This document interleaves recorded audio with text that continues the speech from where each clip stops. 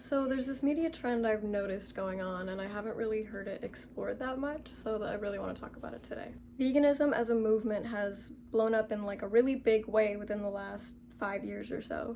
Now, when you go vegan, it's not uncommon to get really into learning the ethics and how to do it correctly and all that kind of stuff. I went vegan about a year and a half ago, so I'm pretty much at that stage where it doesn't really come up that much. But I will say I do notice it does come up in some interesting places sometimes. During quarantine, I've been watching a lot of films with my family, and for me that's meant a lot of nostalgically rewatching films from my childhood. And I have to say, a lot of these films really dip their toes into vegan ethics and philosophy. My only true love, darling. I live for furs. I worship furs. I don't want to die!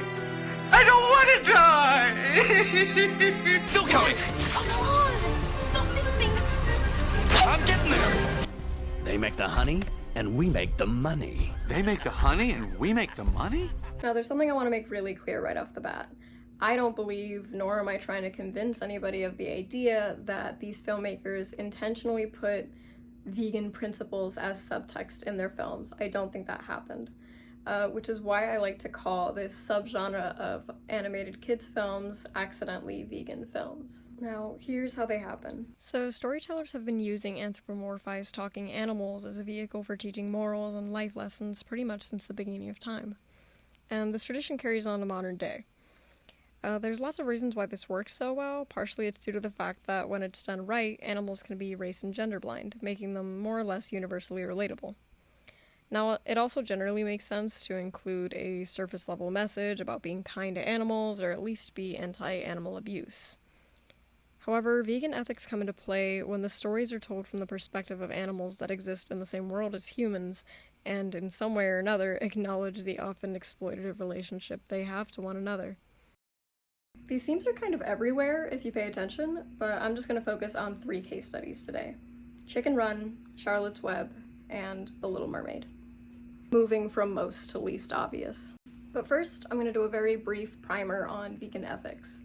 So, the most prominent branches of veganism are ethical veganism, environmental veganism, and dietary veganism, which is better just called plant-based.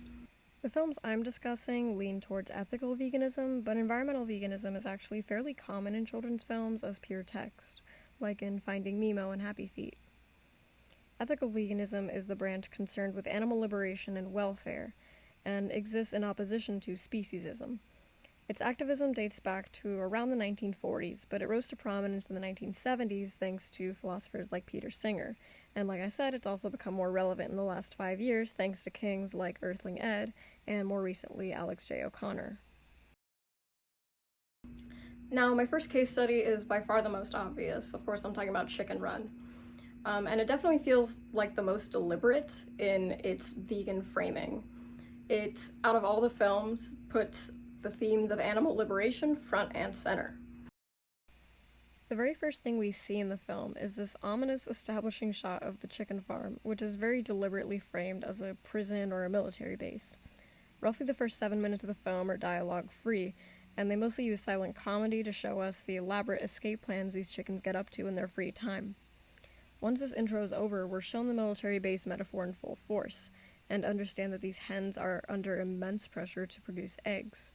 One of the darkest moments in the film happens less than 10 minutes in, as we see what happens to chickens who don't meet their quota.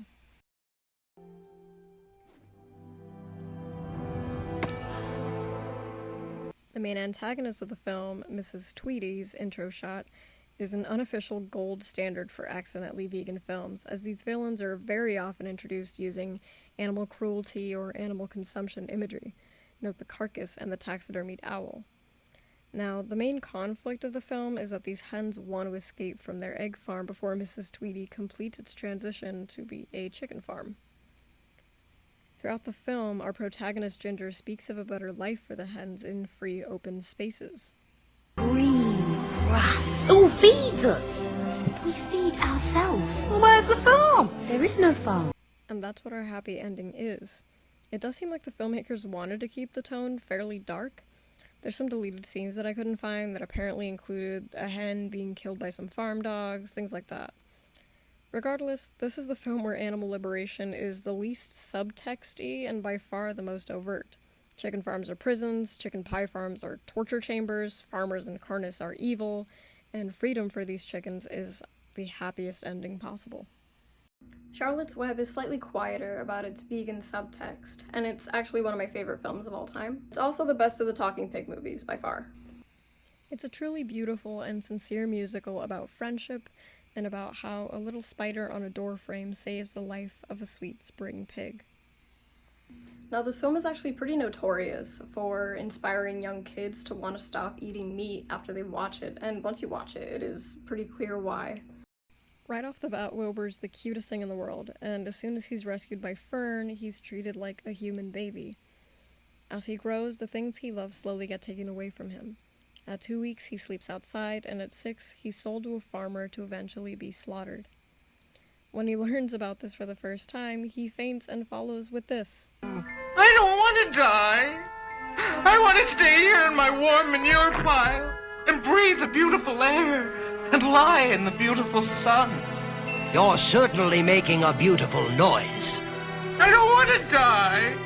I don't want to die. Now, arguably, these animals aren't even that anthropomorphized, and this isn't even like that different to how real pigs demonstrate fear and sadness of being killed.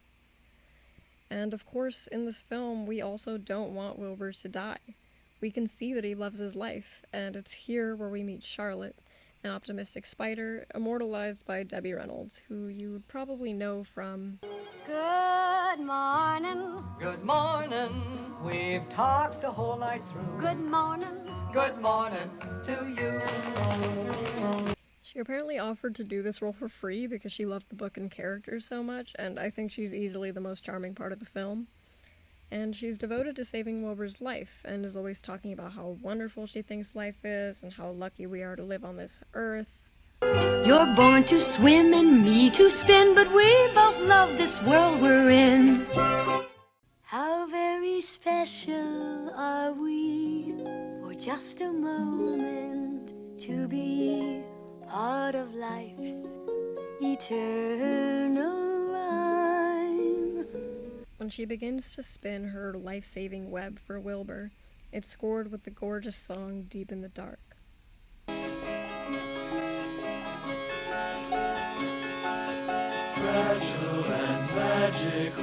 It sounds like magic and visually reminds me of the original Fantasia with its abstract interpretation of this act of love that's happening on the screen. The webs are then repeatedly referred to as miracles throughout the film and always have this magical glisten. We never forget how meaningful they are. In fact, Charlotte using her spinnerets is almost always accompanied with the sound of a harp, making it sound ethereal.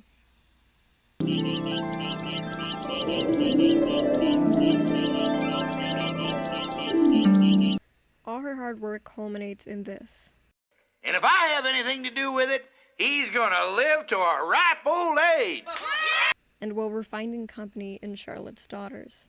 This is our happy ending. Wilbur gets to live. And to be clear, this film doesn't actually frame the pig farmers as villainous. This film doesn't even have an antagonist. And this makes sense, since E.B. White, the original author of the 1952 book, was a pig farmer himself.